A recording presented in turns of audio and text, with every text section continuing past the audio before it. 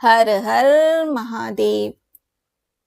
महादेव की करुणा कृपा आशीर्वाद हम सभी पर सदैव बना रहे। महादेव की कृपा से आज हम श्री शिव महापुराण के रुद्र संहिता के द्वितीय खंड सती खंड के चतुर्थ अध्याय का पाठ आरंभ करेंगे। हर हर महादेव।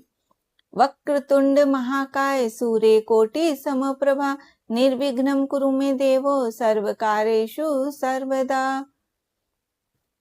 ओम श्री शांब शिवाय नमः। ओम श्री गणेशाय नमः। त्वमेव माता च पिता त्वमेव, त्वमेव बन्धुश्च सखा त्वमेव, त्वमेव विद्या द्रविणं त्वमेव, त्वमेव सर्वं मम देव देव। हर हर महादेव। अथ चतुर्थो अध्याय। कामदेव के विवाह का वर्णन। नारद जी बोले, हे विष्णु शिष्य, हे महाप्राज्ञ, हे विधे, संसार की रचना करने वाले हे प्रभु, आपने शिव जी की लीला रूपी अमृत से युक्त यह अद्भुत कथा कही। हे तात, इसके बाद क्या हुआ? यदि मैं शंभु की कथा पर आश्रित उनके चरित्र को सुनने में श्रद्धावान हूं तो उसे कहिए। ब्रह्मा जी बोले, इस प्रकार शिव जी के अपने स्थान को चले जाने तथा मुझ ब्रह्मा के अंतर्ध्यान हो जाने पर दक्ष प्रजापति मेरी बात का स्मरण करते हुए कामदेव से कहने लगे। दक्ष बोले, हे काम, सुंदर रूप एवं गुणों से युक्त यह कन्या मेरे शरीर से उत्पन्न हुई है, अतः तुम अपनी पत्नी बनाने के लिए इसे ग्रहण करो। यह गुणों में तुम्हारे ही समान है। हे महातेजस्विनी, यह कन्या सदा तुम्हारे साथ रहेगी और धर्म के अनुरूप तुम्हारी इच्छा के अनुसार तुम्हारे वश में रहेगी। ब्रह्मा जी बोले, हे नारद, यह कहकर दक्ष ने अपने स्वेद से उत्पन्न हुई कन्या का नाम रति रखकर उसे अपने आगे कर कामदेव को दे दिया। हे नारद, वह कामदेव मुनियों को भी मोहित करने वाली उस परम सुंदर दक्ष कन्या से विवाह करके बड़ा प्रसन्न हुआ। प्रेमासक्त कामदेव भी परम कल्याणकारिणी रति नामक अपनी स्त्री को देखकर उसके गुणों से आकृष्ट होकर उस पर अत्यंत मोहित हो गया। गौर वर्ण वाली, हरिणाक्षी तथा चंचल नेत्र प्रांत वाली वह रति भी काम के सदृश होने के कारण उसे परम आह्लाद प्रदान करने लगी। उसकी चपल भौहों को देखकर कामदेव संशय में पड़ जाता था कि विधाता ने सबको वश में करने वाले मेरे धनुष को इसके नेत्रों में सन्निविष्ट कर दिया है क्या? हे द्विज श्रेष्ठ, उस रति के कटाक्षों की शीघ्र गति तथा उसकी सुंदरता को देखकर कामदेव को अपने अस्त्रों की शीघ्र गति पर विश्वास नहीं रह गया।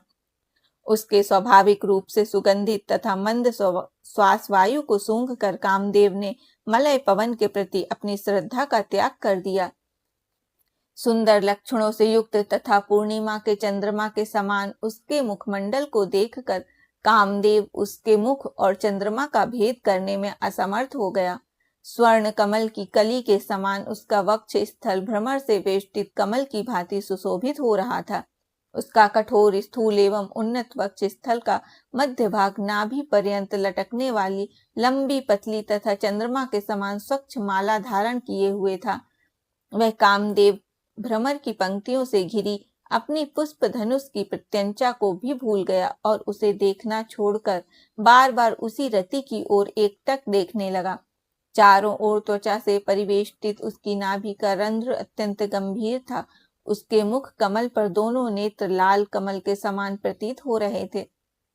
उस कामदेव ने कृश कटि प्रदेश वाले शरीर से सुशोभित स्वभावतः स्वर्ण की आभा वाली उस रमणी को स्वर्ण वेदी के समान देखा।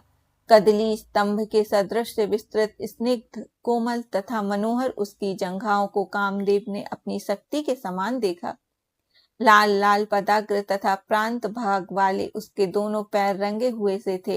इससे कामदेव अनुरक्त होकर उसका मित्र बन गया।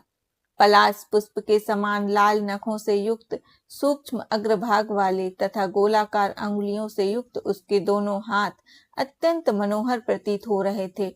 उसकी दोनों भुजाएं कांतिमय मृणाल के समान लंबी, कोमल, स्निग्ध और कांति युक्त लाल मूंगे के समान शोभित हो रही थी। उसका मनोहर केश पास काले काले बादलों के समान शोभा पा रहा था। इससे वह कामप्रिया चमड़ी के बालों को धारण करने वाले चंवर की भांति सुशोभित हो रही थी। सौंदर्य युक्त ऐसी रति को हर्षित नेत्र वाले कामदेव ने उसी प्रकार ग्रहण किया जिस प्रकार हिमालय से उत्पन्न गंगा को महादेव जी ने ग्रहण किया था। चक्र तथा पद्म के चिन्हों से युक्त मृणाल खंड के समान मनोहर हाथों से युक्त वह रति गंगा नदी के समान प्रतीत हो रही थी। उस रति की दोनों भौहों की चेष्टाएं नदी की सूक्ष्म लहरों के समान प्रतीत हो रही थी। उसके कटाक्षपात ही नदी की वेगवती धारा थे और विशाल नेत्र कमल के समान प्रतीत हो रहे थे। उसकी सूक्ष्म रोमावली शैवाल थी और वह अपने मनरूपी वृक्षों से विलास कर रही थी। उसकी गंभीर नाभि हृदय के समान शोभा पा रही थी। वह कृशगात्रा रति अपने सर्वांग की रमणीयता तथा लावण्यमयी शोभा से 12 आभूषणों से युक्त तथा 16 श्रृंगारों से शोभायमान होकर संपूर्ण लोकों को मोहने वाली और अपनी कांति से 10 दिशाओं को प्रज्वलित करती हुई महालक्ष्मी जैसी प्रतीत हो रही थी। इस प्रकार परम सुंदरी रति को देखकर कामदेव ने इसे बड़ी ही प्रसन्नता से ग्रहण किया। जिस प्रकार की स्वयं राग से उपस्थित हुई महालक्ष्मी को भगवान नारायण ने ग्रहण किया था, उस समय कामदेव ने आनंद होने के कारण विमोहित होकर ब्रह्मा जी के द्वारा दिए गए दारुण शाप को भूलकर दक्ष से कुछ नहीं कहा। हे तात, उस समय सबके सुख को बढ़ाने वाला महान उत्सव हुआ। दक्ष प्रजापति अत्यंत ही प्रसन्न हुए और कन्या रति भी परम प्रसन्न हो गई। अत्यधिक सुख पाकर काम का समस्त दुख विनष्ट हो गया और इधर दक्ष कन्या रति भी काम को पति रूप में प्राप्त कर परम हर्षित हुई।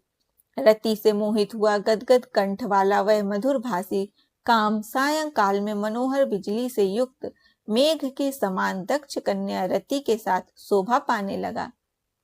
इस प्रकार रतिपति काम ने अत्यंत मोहित होकर उस रति को इस प्रकार अपने हृदय में ग्रहण किया जिस प्रकार योगी ब्रह्म विद्या को ग्रहण करता है, और वह रति भी श्रेष्ठ काम को प्राप्त कर इस प्रकार प्रसन्न हुई जिस प्रकार पूर्ण चंद्र के समान मुख वाली महालक्ष्मी विष्णु को पति रूप में प्राप्त कर प्रसन्न हुई। इस प्रकार श्री शिव महापुराण के अंतर्गत द्वितीय रुद्र संहिता के द्वितीय सती खंड में काम विवाह वर्णन नामक चौथा अध्याय पूर्ण हुआ। हर हर महादेव। महादेव की करुणा, कृपा, आशीर्वाद हम सभी पर सदैव बना रहे। हर हर महादेव।